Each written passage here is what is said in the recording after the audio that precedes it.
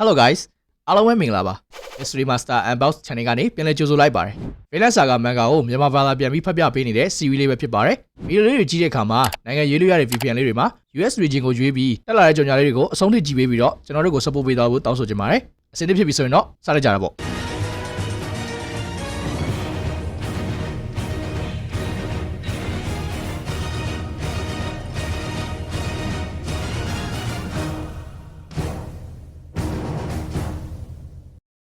Chapter 144ရဲ့အစမှာတော့အိမ်နာလေ Leaf တို့ဟာထွက်ပြေးလာကြတာနဲ့စထားပါတယ်။တိုက်ပွဲအလေရောက်မှာတော့မြားတွေကိုဒိုင်းတွေနဲ့ကာထားကြရင်းနဲ့အိမ်နာကဘလို့ခင်ဗျာ Gat တွေကိုခန္ဓာထဲမှာထားခဲ့တယ်ဟုတ်လားလို့မေးတော့ Leaf ကတောင်းပန်ပါတယ်ကွာငါဘာမှမလုပ်နိုင်ဘူးလို့ပြန်ဖြေပါတယ်။ခင်ဗျာဘာမှမလုပ်နိုင်ဘူးဟုတ်လားကျွန်တော်တို့အခုဘလို့လုပ်ကြမလဲအထက်ကိုပြန်ဝင်ဖို့လိုနေပြီမဟုတ်လားနေအောင်ကွာအဲ့လိုလည်းမရဘူးဒီကလူတွေလှုပ်ဝက်နိုင်ကောင်းရှိနေတာကိုသိသွားကြလိမ့်မယ်။ဒါဆိုကျွန်တော်တို့ဘလို့လုပ်ကြမလဲသူ့ကိုထားခဲ့မှာလားကံကောင်းကျင်တော့ Gat တွေက Belder နဲ့အတူရှိနေတယ်။ငါတို့မှရွေးချယ်စရာဆိုလို့သူမကို Belder နဲ့စိတ်ချထားဖို့ပဲရှိတယ်။အခုတော့ကွာငါတို့ဒီကနေအသက်ရှင်လက်ထွက်သွားရမယ်။ဟာကွာမြားတွေကလည်းနှစ်ဖက်လုံးကလာနေတယ်လို့ဆိုကနှစ်ယောက်သားရှေ့နောက်ဒိုင်းနေနဲ့ကာပြီးတိုက်ပွဲအလေကနေထွက်ပြေးကြပါတယ်ပြင်းနေကြရင်လည်းအိမ်နာကဒီမေးခွန်းကိုမေးဖို့နောက်ကျနေပြီဆိုပေမဲ့လေကျွန်တော်တို့ကဘာလို့တိုက်ပွဲအလေကနေမှထွက်ပြေးဖို့ကြိုးစားရတာလဲလို့မေးပါတယ်ဒီမေးခွန်းကို Leaf ကမေးခွန်းကောင်းပဲတကယ်တော့ဒါကငါတို့အတွက်အကောင်းဆုံးအခွင့်အရေးပဲဒီလိုရုံးရင်းဆန်ကဖြစ်နေတဲ့အခြေအနေကငါတို့ကိုဘယ်သူမှသတိမထားမိစေပဲထွက်သွားဖို့အခွင့်အရေးပဲလို့ပြန်ဖြေပါတယ်ဒီလိုနဲ့ပြေးနေကြရင် Leaf ရဲ့နောက်ကျောနဲ့ခြေထောက်ကိုမြားနဲ့ချက်လာမှန်ပါတော့တယ် Leaf လည်းဟန်ချက်ပြတ်သွားပြီးဒလိန်ခောက်ခွေးနဲ့ရေထဲကိုကျသွားပါတယ်ဒါကြောင့်အိမ်နာလည်း Leaf ကိုအမြတ်ပြေးဆယ်လိုက်ပြီး Leaf ကိုကြောပေါ်တင်ကမြစ်ကိုဖြတ်ကူးပါတော့တယ်တစ်ဖက်ကလူတယောက်ကအိမ်နာတို့ကိုတွေ့သွားပြီးဆွဲတက်လာလို့ရအောင်ချင်းကျွတ်ချောင်းကိုချပေးလိုက်ပါတယ်အိမ်နာတို့အပေါ်ရောက်တော့သူတို့ကိုကူညီပေးလိုက်တာဟာစီးကဖြစ်နေတာကိုတွေ့လိုက်ရပါတယ်တစ်ဖက်က SK နဲ့ Wish တို့ရဲ့ဘက်မှာတော့ထော်ကေးဟာဒိုင်ယာရတော့ကြောင့်တင်းကြရတော့အန်အောထိတ်လက်နေကြပါတယ် Rich ကတိုက်ပွဲကအခုမှစတာနော်ဒါကဆိုးတယ် SK လို့ပြောလိုက်ပါတယ် SK ကလည်းအေးသူကလည်းရှေ့ကနေတက်ရှင်တဲ့သူမျိုးပဲဘလောက်ပြောမရဘူးငါတို့အချင်းတွေကိုတွားကြည့်အောင်မယ်ငါထော်ကေးရဲ့အခြေချစခန်းကိုတွားအောင်မယ်တစ်ဖက်ကထော်ကေးရဲ့စခန်းမှာတော့တော်ကေးဟာမိလောက်ဒိုင်ယာတွေကိုပတီးစီးနေရင်းနဲ့တောင်တိုက်ပွဲကိုပြန်သွားဖို့တောင်းကျမ်းနေပါတော့တယ်ဒီအချိန်မှာပဲနေရာကိုတော်ဖင်ရောက်လာပါတော့တယ်တော်ဖင်ကိုတွေ့တော့ထော်ကေးကတော်ဖင်ဘလို့လဲမင်းတိုက်ခိုက်ဖို့အဆင်သင့်ပဲလားမင်းအချိန်ကွက်တိကိုရောက်လာတာပဲငါတို့ခုမှစတာကွာလို့ပြောလိုက်ပါတယ်ဒါကိုတော်ဖင်ကဘာဖြစ်နေရလဲခင်ဗျားစပင်းကဟာသားကြီးလှုပ်ထားရလားလို့ပြန်မေးပါတယ်ဒီအချိန် SK ကလည်းတော်ဖင်ဘယ်ရောက်နေရလဲကျွန်တော်ကလိုက်ရှာနေတာလို့ဆိုကရောက်လာပါတယ်ပြီးတဲ့နောက်စီးကန်းနဲ့အိမ်နာတို့နှစ်ယောက်သားလည်းရောက်လာကြပြီးတယောက်တစ်ပေါက်နဲ့အားလုံးကဝိုင်းပြောနေကြပါတော့တယ်ဒါကြောင့်တော်ဖင်ကလည်းအလှည့်ကျပြောဖို့ပြောပြီး Leaf နဲ့အိမ်နာတို့ကိုခေါ်လိုက်ပြီးကမှစီးကပြောတဲ့စကားကိုသတိရပြီးပြန်မေးပါတယ်ဒါကြောင့်စီးကကလည်းငါပြောတာ Gat ကွာ Gat ကအခုဒီအထဲမှာဖန်ခံထားရတော့မယ်လို့ပြောလိုက်တော့တော်ဖင်လည်းထိတ်လန့်သွားပါတယ်စီးကရဲ့စကားကို Leaf ကအမှန်ပဲငါတောင်းပန်ပါတယ်တော်ဖင်ငါတို့တော့ထွက်လာနိုင်ခဲ့ပေမဲ့သူမကတော့ကြံခဲ့တယ်ကွာလို့ဝင်ပြောပါတယ်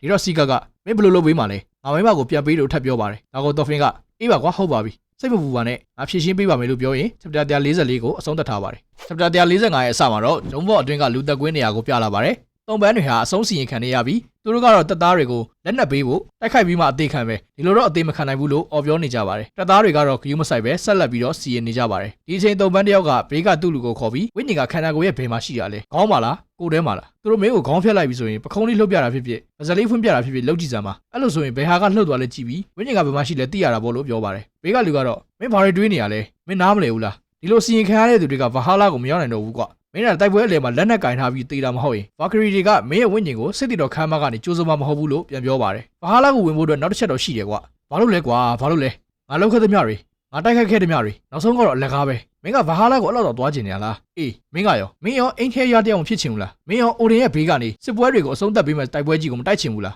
Ragnarok ဘော်လီအဲ့ဒါတွေမဟုတ်ဘူးကွာအဲ့မှာညာတိုင်းပွဲတော်ကြီးရှိတယ်မင်းကြက်တဲ့လောက်စားကြက်တဲ့လောက်တောက်ပြီး bakery တွေနဲ့လည်းကြက်တဲ့လောက်အိတ်လို့ရတယ်အခုငါအဲ့ဒါကိုလွဲတော့မဲကွာငါပဲထင်နေရလားဒါမှမဟုတ်ဒါတွေကငါတို့ဖြတ်တန်းမှုတွေအရာတွေပဲမဟုတ်ဘူးလားပထမလူကဒီလိုပြောတော့ဒုတိယလူကကြောင်ကြည့်နေပါတယ်ပထမလူကဆက်ပြီးတော့ဒါကြီးကဘယ်တော့မှအဆုံးသတ်မှာမဟုတ်ဘူးကဘာကြီးကသာဒီလိုမျိုးဆက်ဖြစ်နေမယ်ဆိုရင်မင်းမပင်ပန်းလာလိမ့်မယ်ဒီလိုတွေဖြစ်ပြနေတဲ့ခန္ဓာရဲ့အပြင်ထော်ကေးရဲ့စကန်မှာတော့ဒိုင်ယာရနေတဲ့ Leaf ကိုတော်ဖင်တို့ကကုသပေးနေပါတယ်ပြီးတဲ့နောက်အပြစ်ထွက်လာပြီးတော်ဖင်ကသူ့အသက်အန္တရာယ်တော့ကင်းသွားပါပြီဒါပေမဲ့နာမကျခင်ထိတော့ဒီမှာထားဖို့လိုလိမ့်မယ်လို့ပြောပြီးအိမ်သားကငါတို့သူ့ကိုလေပေါ်ရွှေ့ဖို့တော့လိုတယ်ဒီလိုနေရာမှာ Leaf ကကောင်းကောင်းတက်တာမှမဟုတ်ဘူးလို့ပြန်ပြောပါတယ်မင်းပြောတာတော့ဟုတ်တယ်ငါတို့တော်ကေးစီကနေတော့တွန်းလဲတော့ငှားရမှာပေါ့ဒါပေမဲ့ငါသူ့ဘောကျေးဇူးကျွေးတင်မှလည်းကြောက်ရသေးတယ်အဲ့ထော်ကေးဆိုတာဒီမှာအာဏာအရှိဆုံးလူလားဟုတ်တယ်ငါမဟုတ်တာတော့သိကြတယ်ကွာဒီကလူတွေကငါ့ကိုသူတို့ခေါင်းဆောင်လို့လုပ်နေကြတာအတိတ်ပဲမရှိရတယ်ငါ့ကိုသူနဲ့တွေးခွင့်ပေးပါငါမှထော်ကေးကိုပြောစရာစကားတွေရှိတယ်ဒီလိုနဲ့အထဲရောက်သွားကြပြီထော်ကေးကဘလို့မင်းတို့ကောင်တွေကအခုထိနားမလည်သေးဘူးလားမင်းတို့ငင်းငယ်ရေးကိုကန့်လန့်ချင်သေးရလားလို့ထော်ကေးကပြောတော့အိနာကပြောတာကဖလိုကီနဲ့မတူတဲ့အမြင်တွေရှိပါတယ်သူကတင်နာပတိရာသူကိုငင်းချမ်းစွာလွှဲပေးချင်တာပါလို့ပြန်ပြောပါတယ်ဒီတော့ငါကကလေးတယောက်ရဲ့စကားကိုနားထောင်ရမလားငင်းချမ်းရေးဆိုတာမရှိဘူးပြီးတော့ငါကလည်းဂျုံးဘိုက်ကနေကိုဥမဆောင်ချင်ဘူးကျွန်တော်တို့ထဲကတယောက်ကခန္ဓာထဲမှာဖန်ခံထားရပါသေးတယ်သူတို့ကအချိန်မီတက်ပစ်လိုက်နိုင်တယ်ကျေးဇူးပြုပြီးကူညီပေးပါတိုက်ခိုက်တာကိုရပ်ပေးပါမင်းရဲ့အဲ့ဒီတကယ်ချင်း तू ကချမ်းသာလားမျိုးမျိုးမြင်လားကျန်းတဲ့ဖိုက်တာလာ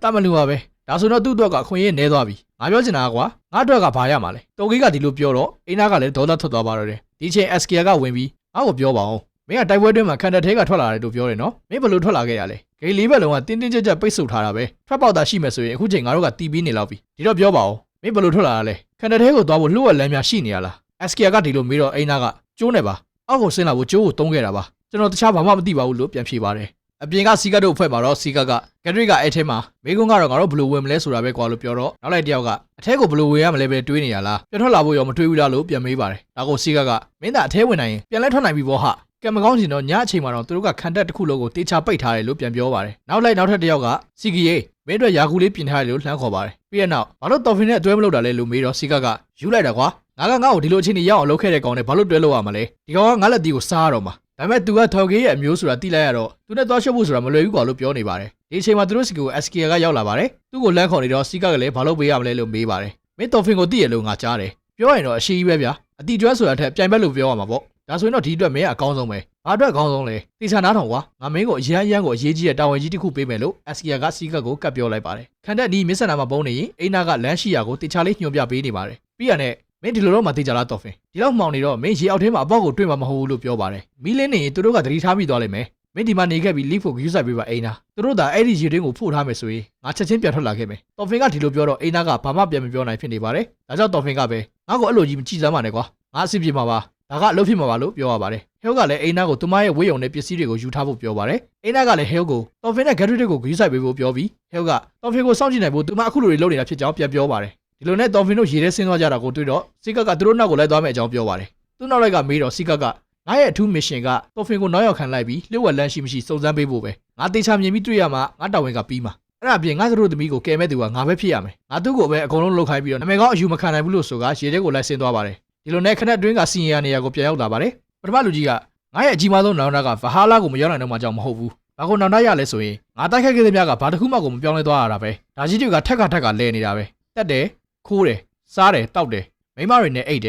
ယ်တိုက်ခိုက်ဖို့အတွက်တိုက်ခိုက်ခဲ့ပြီးအသက်ရှင်ဖို့အတွက်ရှင်သန်ခဲ့တယ်အရန်ပင်ပန်းတယ်ကွာအဲ့ဒါတွေထက်သာပို့လုံနိုင်ခဲ့ရင်ဘာဟာလာကိုရည်ရွယ်နေတာထက်ပိုပြီးတာလွန်နဲ့ပိုကောင်းတဲ့အရာတွေတက်သာငါဘဝကိုအသုံးချခဲ့မယ်ဆိုရင်ကွာဒါပေမဲ့အဲ့လောက်ကောင်းတဲ့အရာကဘာဖြစ်နိုင်မလဲငါမသိဘူးဒီတော့ဒါကလည်းဖြစ်လာတော့မှမဟုတ်ဘူးပေါ့ဂျာလာအိုလက်ဖ်လို့သူ့လူကိုခေါ်တော့သူ့လူဟာသူ့ကိုနှုတ်ဆက်သွားခဲ့ပါပြီသိစမ်းငါကြည့်နေဖို့မေးသွားတယ်ကွာလို့ဆိုရင်သွေးတွေဖြာဆင်းသွားတာနဲ့ chapter 145ကိုအဆုံးသတ်ထားပါတယ်နောက်ထပ် chapter တစ်ခုကိုမသွားခင်မှာကျွန်တော်ရဲ့ collaboration partner YTC နဲ့မိတ်ဆက်ပေးကြပါတယ် YTC ဆိုတာယုံကြည်စိတ်ချရတဲ့ထိုင်းမြန်မာကာကိုဖြစ်ပါတယ်မိတ်ဆွေကထိုင်းနိုင်ငံရဲ့ branded ပစ္စည်းတွေကိုဝယ်ယူသုံးပြနေတာဖြစ်ဖြစ်ခြားသောပစ္စည်းတွေကိုဝယ်ယူပြီးပြန်လည်ရောင်းချနေတာဖြစ်ဖြစ်တစ်နဲ့ဈေးနှုန်းတွေနဲ့ YTC ကာကိုကဆောင်ရွက်ပေးနေပါတယ်ထိုင်းနိုင်ငံရဲ့နာမည်ကြီး shopping website တွေဖြစ်တဲ့ Lazada, Shopee, Shein နဲ့ခြားသော shopping website တွေကပစ္စည်းတွေကို item percentage မပါဘဲ cargo fee တစ်မျိုးလေးနဲ့ YTC ကာကိုမှာယုံကြည်စိတ်ချစွာလာရောက်မှာယူနိုင်ပါတယ်ထိုင်းနိုင်ငံရောက်မြန်မာတွေအနေနဲ့ပြည်တွင်းကမိသားစုတွေစီကိုလက်ဆောင်တွေပို့ပေးခြင်းနဲ့ဆိုရင်လည်း YTC ကာကိုကဆောင်ရွက်ပေးနေပါတယ်ဒါအပြင်ကျွန်တော်တို့ရဲ့ viewer တွေအတွက် MMU ခွန်9ဆိုတဲ့ promo code ကိုသုံးပြီးပစ္စည်းမှာယူမယ်ဆိုရင် cargo fee 10% off ရရှိမှာဖြစ်ပါတယ်အသေးစိတ်သိရှိခြင်းနဲ့ဆိုရင်တော့ YTC ကာကိုရဲ့ Facebook page မှာတွားရောက်စုံစမ်းနိုင်ပါတယ် page link ကိုလည်း description မှာကျွန်တော်ထည့်ပေးထားပါတယ် Trust our YTC or your supplier chapter 146ကိုတော့သိစိတ်နေတဲ့ဂျုံဘော့ခန္ဓာတဲ့ကရေတွေနဲ့ကိုတော်ဖင်နဲ့ hail တွေရောက်လာတဲ့နဲ့စထားပါတယ်တော်ဖင်ကအောက်ကနေလမ်းခေါ်ကြည့်ပေမဲ့မရတာကြောင့်ငါထပ်သွားလိုက်အောင်မယ်အပေါ်ရောက်ရင်တော့နေစီကိုကြိုးချပေးမယ်လို့ဆိုကရေတွင်းနေရန်ကိုကန်ပြီးတက်သွားပါတယ်တက်နေရင်းနဲ့လည်းစိတ်ထဲမှာညနဲ့တကောင်ကြီးရေတွင်းကိုသုံးဖို့မရှိတော့ပါဘူးတကယ်လို့ရေလာခတ်တဲ့သူလာရှိမယ်ဆိုရင်တော့တော်တော်စိုးပြီပဲလို့တွေးနေတော့တွင်းဝါကနေခေါင်းတစ်လုံးထွက်လာပါတယ်ဒါကိုတွေးတော့အောက်ကဟဲကသူတို့ကိုတွေ့သွားပြီမို့လို့ပြန်ဆင်းလာဖို့ပြောလိုက်ပြီးအပေါ်ကလူကတော့နေပါအောင်ငါကနင်တို့ဘက်ကပါနင်တို့ကဂတ်ထရီရဲ့တငယ်ချင်းတွေမလာလို့ဆိုကလှမ်းတားပါတယ်တော်ဖင်နဲ့ကြောင်သွားပြီးအပေါ်ကသူကတော့ကျိုးတစ်ချောင်းချပေးလိုက်ပါတယ်ဟဲကတော့ဒါကထောင်ချောဖြစ်နိုင်တယ်သူမကရေတွင်းနားမှာငါတို့ကိုလာမှကြိုတိနေလို့စောင့်နေတာမဟုတ်ဘူးလားလို့တားပေမဲ့တော်ဖင်ကတော့ကျိုးကိုဆွဲပြီးတက်သွားပါတော့တယ်အပေါ်ရောက်တဲ့အခါမှာတော့သူတို့ကိုစောင့်နေတာကအစီကံမိန်းကလေးတစ်ယောက်ဖြစ်နေပါတယ်အစီကံမိန်းကလေးကကျွန်မတေချာစစ်ဆေးဖို့လို့ပါရှင်တို့ရဲ့ခွေးနာမည်ကိုပြောပြပေးပါလို့မေးတော့တော်ဖင်ကခါလီမမလို့ဖြေလိုက်ပါတယ်ဒီတော့မှအစီကံမလေးလည်းစိတ်အေးသွားပြီးရုံးဘောကနေကြိုးဆိုပါတယ်ကျမကအစီကံတယောက်ပါနာမည်ကနန်နာလို့မိတ်ဆက်ပါတယ်တစ်ဆက်တည်းပဲတခင်လေးဘယ်လာကကျမကိုရေတွင်းထဲမှာစောင့်ကြည့်ပြီးဒီကဝင်လာမဲ့သူကိုကူညီဖို့ခိုင်းထားတာပါဂက်ထရစ်ကဘယ်ရာနဲ့အတူရှိနေပါတယ်ကျမခေါ်သွားပေးပါမယ်လို့နန်နာကပြောတော့ဟဲလ်ကမယုံကြည်ပေမဲ့တော်ဖင်ကပဲသူမကိုယုံလိုက်ရအောင်ဟဲလ်အန်ဒီယမရှိဘူးလို့ထင်ပါတယ်လို့ထိန်လိုက်ပါတယ်နန်နာကသူတို့နှစ်ယောက်ကိုဝေးယုံနေပြီးခေါ်သွားလိုက်ပါတော့တယ်သူတို့ထွက်သွားတော့မှစီးကလည်းရေတွင်းထဲကနေထွက်လာပြီးအခုတော့ငါဂျုံဘော့ထဲကိုရောက်ပြီကွာနာမည်ကောင်းတဲ့ဂုံတိတ်ခါတွေအကုန်လုံးကငါအပိုင်ပဲကွာလို့ရေရွနေပါတော့တယ်တော်ဖင်တို့နောက်ကိုလိုက်သွားဖို့လုပ်ရင်ဟုတ်ပြီအခုငါတို့ခန္ဓာထဲကိုရောက်ပြီဒါပေမဲ့ငါတို့ဂတ်ထရစ်ကိုဘယ်လိုရှာမလဲဆိုတဲ့အတန်ကြောင့်နောက်လဲကြည့်လိုက်တော့မှသူ့နောက်လိုက်တွေအကုန်လုံးကရေတွင်းထဲကနေအစုလိုက်ထွက်ဖို့ကြိုးစားနေကြတာကိုတွေ့လိုက်ရပါတယ်ဒါကြောင့်စီးကလည်းအယူတွေမင်းတို့ဘာလို့ဒီကိုလိုက်လာကြရလဲဒါကထိတ်တန်းလို့တာဝန်ကွာလို့ပြောတော့နောက်လိုက်တယောက်က ဒါဆိုငါတို့လိုက်မလာခဲ့တင်ဘူးလားလို့မေးလိုက်ပါတယ်မလိုက်ခဲ့တင်ဘူးပေါ့ဟာပြီးတော့မင်းတို့၄ယောက်ကဒီရည်တွင်းချင်းချင်းလေးကနေဘာလို့တခါတည်းစုပြောထွက်နေကြရလဲမင်းငါတို့ကိုပြောတော့ပြောခဲ့တင်တာပေါ့ငါပြောရတယ်ဒီကွာငါကပဲတိုက်ပွဲတွေကိုဝင်မယ်လို့ပြန်သွားတော့ရည်တွင်းနဲ့ပြန်ဝင်ကြတော့လို့ဆိုကစီးကကတွန်းပါတယ်တွန်းထက်မရတော့တယောက်ကိုဆွဲထုတ်ရင်အတန်တွေကျေသွားကြပါတယ်ဒါကြောင့်အဆောင်တွေကလည်းနေရာကိုရောက်လာကြပါတော့တယ်ဒီချိန်မှာပဲဆွဲထုတ်ခံရတဲ့တယောက်ကအဆောင်တွေရှိကိုအရှိန်နဲ့ရောက်သွားပါတော့တယ်အဲ့လူကိုအဆောင်တွေကဓာတ်နဲ့ရွေထားတော့ဓာတ်ကိုချင်းတူချောင်းကလာပတ်ပြီးစီးကကလင်းလင်းမြမြပဲဓာတ်ကိုဆွဲယူပြီးရောက်လာတဲ့နှစ်ယောက်ကိုရှင်းပစ်လိုက်ပါတယ်ရှင်းပြပြီးမကြခင်မှာပဲအဆောင်တွေအများကြီးကသူတို့ကိုဝိုင်းထားပြီးသားဖြစ်နေပါပြီဒီလိုနဲ့ပဲ chapter 146ကလည်းအဆုံးသတ်သွားပါတယ်စီကတို့ဒီအခြေအနေကနေဘယ်လိုရုံထွက်ကြမလဲဒီအခြေအနေကရောတော်ဖင်တို့ကိုဘယ်လိုမျိုးထိခိုက်သွားမလဲနောက်ပိုင်းတွေမှာတွေ့ရမှာဖြစ်ပါတယ်โอเคဒီနေ့အတွက်ဗီဒီယိုလေးကလည်းဒီလောက်ပါပဲအားလုံးသဘောကျမယ်လို့လည်းမျှော်လင့်ပါတယ်ဗီဒီယိုလေးကိုသဘောကျတယ်ဆိုရင် like လုပ်ပေးခဲ့ကြပြီး channel လေးကိုလည်း subscribe လုပ်ခဲ့ကြဖို့တောင်းဆိုချင်ပါတယ်ကြည့်ရှုပေးခဲ့ကြတဲ့သူတယောက်ချင်းစီကိုကျေးဇူးအများကြီးတင်ပါတယ်ကျွန်တော်ကတော့ Kira ပါနောက်ဗီဒီယိုမှာပြန်တွေ့ကြတာပေါ့ See you guys